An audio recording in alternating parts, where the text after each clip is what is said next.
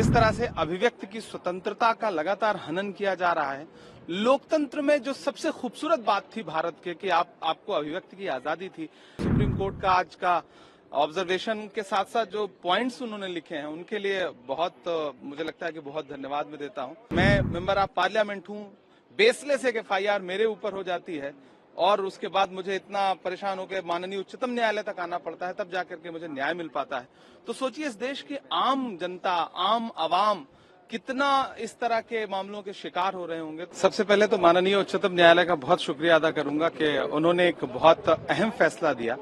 ये फैसला सिर्फ एक इमरान प्रतापगढ़ी के लिए राहत नहीं है, बल्कि इसका संदेशा दूर तक है।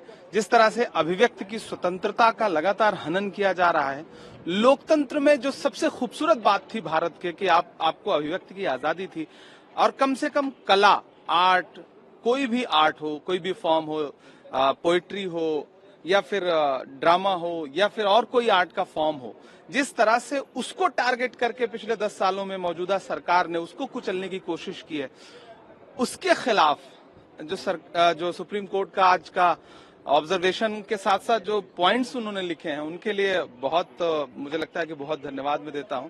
और मैं मेंबर ऑफ पार्लियामेंट हूं, बेसलेस एक एफआईआर मेरे ऊपर हो जाती है और उसके बाद मुझे इतना परेशान होकर माननीय उच्चतम न्यायालय तक आना पड़ता है, तब जाकर के मुझे न्याय मिल पाता है।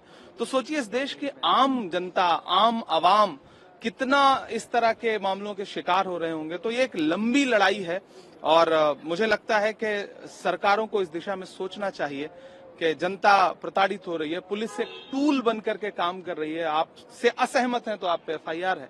तो ये पूरी पद्धति रुकनी चाहिए और माननीय उच्चतम न्यायालय का एक बार फिर से बहुत शुक्रिया। अब आप जो है संविधान के अपने हाथ में लेकर आए हैं और आज जब से फैसला हुआ उसके बाद अब आप हाउस में आए, तो ये इससे क्या आप?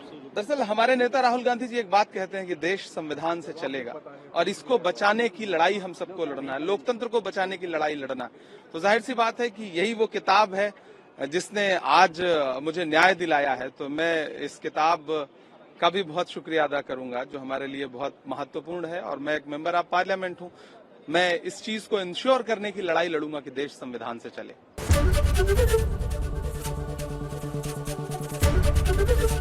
एबीपी गंगा, खबर आपकी, जुबान आपकी।